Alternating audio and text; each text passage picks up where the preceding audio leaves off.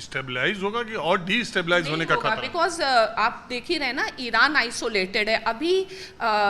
जो भी अगर कोई देश थोड़ा बहुत पोजीशन कर रहा है, वो सिर्फ अपनी पब्लिक को रिप्रेजेंट करने की कोशिश कर रहा है कि we are trying to play with the rule of game, और हम मोरालिटी और इन चीज़ों को कर रहे हैं। बट ईरान आइसोलेटेड है, ईरान आइसोलेटेड था भी, ये चीज़ पूरी क्लियर है।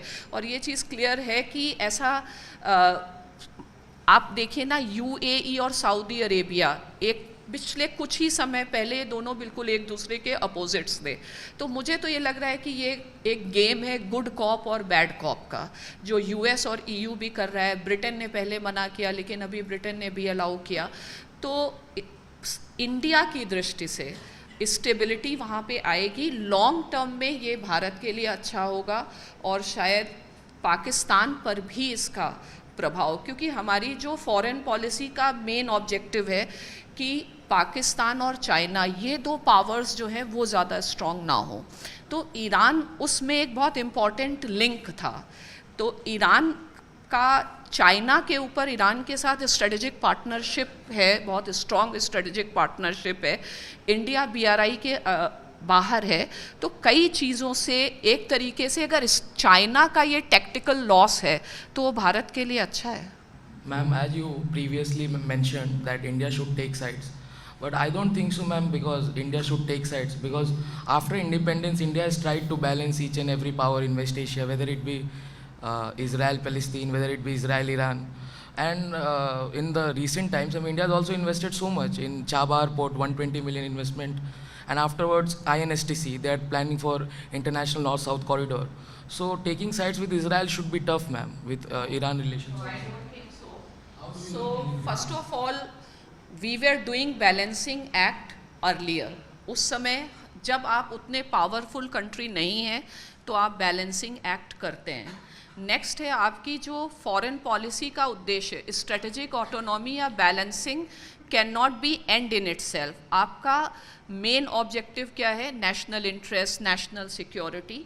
आज इंडिया कॉन्फिडेंटली, आप अगर नहीं लेंगे तो इंटरनेशनल कम्युनिटी आपको कंपेल करेगी कि आप साइड्स लें, और इंडिया ने साइड लिया। बैलेंसिंग की कोई ज़रूरत नहीं है। जहाँ तक छाबहार की बात है, मेरे अनुसार ऑब्जेक्टिव होना चाहिए regime change. Once the new regime comes, we are with America, we can again be back in Chabahar. Why do you think we will not be back in Chabahar? अच्छा, मैं ये जो एक लोग ये कह रहे हैं कि ये कौन सी दुनिया का ये व्यवस्था है, वर्ल्ड ऑर्डर है, जिसमें वेनेजुएला के राष्ट्रपति को उसके देश में घुस के गिरफ्तार करके अमेरिका अपने यहाँ ले आ रहा है, और एक राष्ट्रपति को, और एक सुप्रीम लीडर और टॉप लीडरशिप को उसके घर के में घुस के मार दे रहा है, और पूरी दुनिया खामोश है। तो ये खौफ है।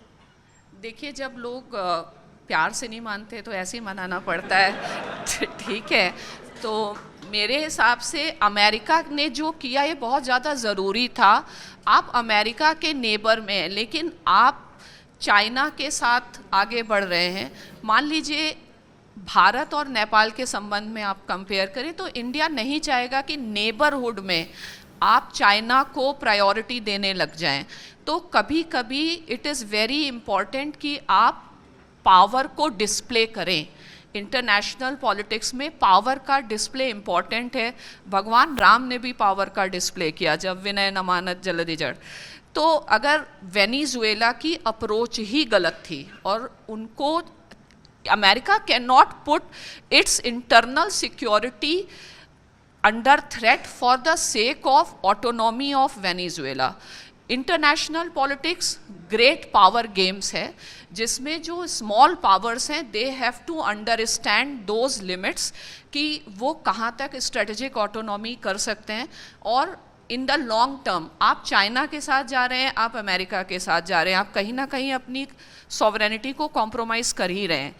तो वाई नॉट? और आई डोंट थिंक कि अमेरिका शुड हैव टॉलरेटेड। अगर अमेरिका ये सब चीज़ें टॉलरेट करता तो शायद जो उसका एक सुपर पावर स्टेटस है उस पर और क्वेश्चन पड़ता।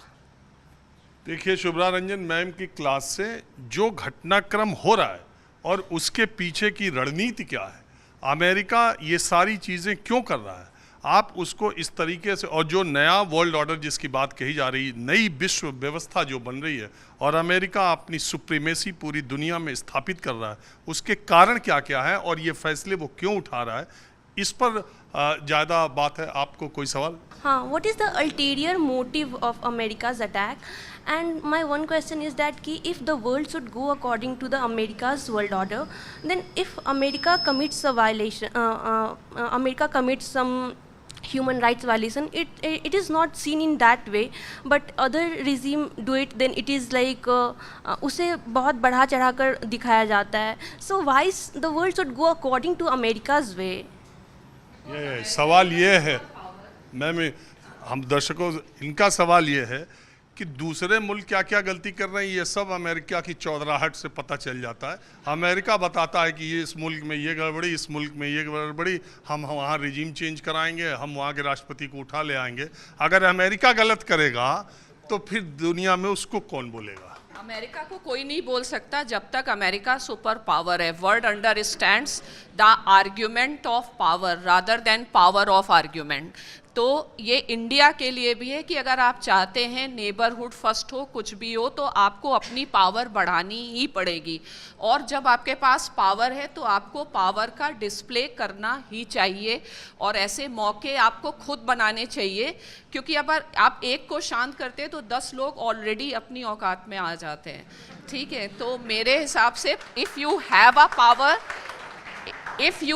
अ power then display it, use it, and if USA will not do this, then it will impact the America's hegemony, America की इमेज के ऊपर एक इम्पैक्ट है।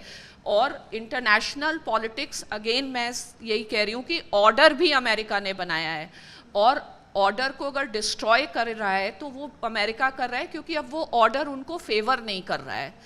नेक्स्ट है जैसे ह्यूमन राइट्स वायलेशन, बिकॉज ये सारी लैंग्वेज, ये सारे वर्ड्स, ये सारे कॉन्सेप्ट्स, ये सब यूरोपियन कॉन्सेप्ट्स हैं। मैंने हमेशा बताया अमेरिकन सोशल साइंस है इंटरनेशनल पॉलिटिक्स, तो हम उन्हीं की भाषा में ही उन चीज़ों को समझ सकते हैं। और अमेरिका वही है, उनके आप मॉर्गेंथ्यू इन सब बेसिक्स चीज़ों को पढ़ें। इंटरनेशनल पॉलिटिक्स अमेरिका ही स्टार्ट करता है। इंटरनेशनल पॉलिटिक्स को आप एक गेम की तरह देखिए। American see it as a game of strategy. अगर किसी देश में फॉरेन पॉलिसी है तो मैं कहूँगी कि वो अमेरिका में है। क्यों? क्योंकि foreign policy in terms of decision making, foreign policy is not set of responses.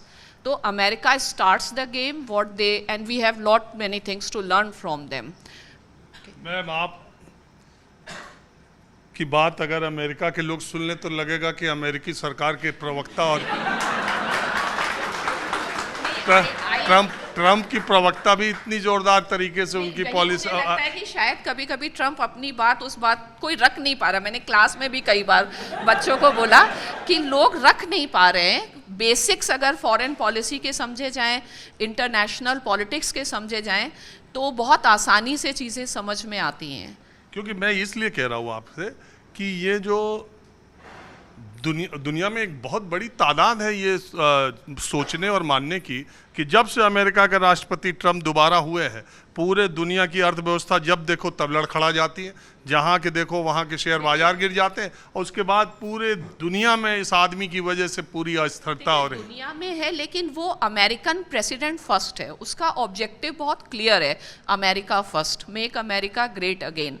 तो अगर अमेरिका है और अमेरिका का राइज है, वही उसका मेन ऑब्जेक्टिव है। यही तो इम्पॉर्टेंट है कि लोग ये सोचते हैं अमेरिकन राष्ट्रपति के बारे में कि वो अमेरिका के इंटरेस्ट से ऊपर वो बाकी अन्य देशों के इंटरेस्ट को सर्व करे।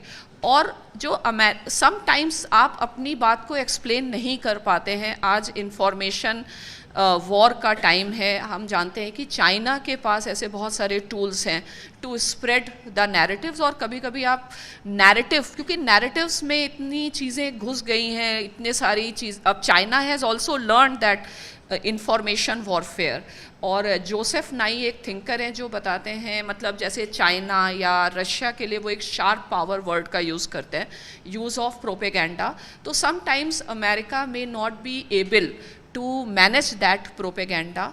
But if you go with the fundamentals of international politics, any country's foreign policy, he is doing what is, because अगर ये extreme step, because आज अमेरिका की हेजेमनी को इतना बड़ा चैलेंज है ही, तो अगर वो extreme step नहीं लेंगे तो cost will be very high for their country.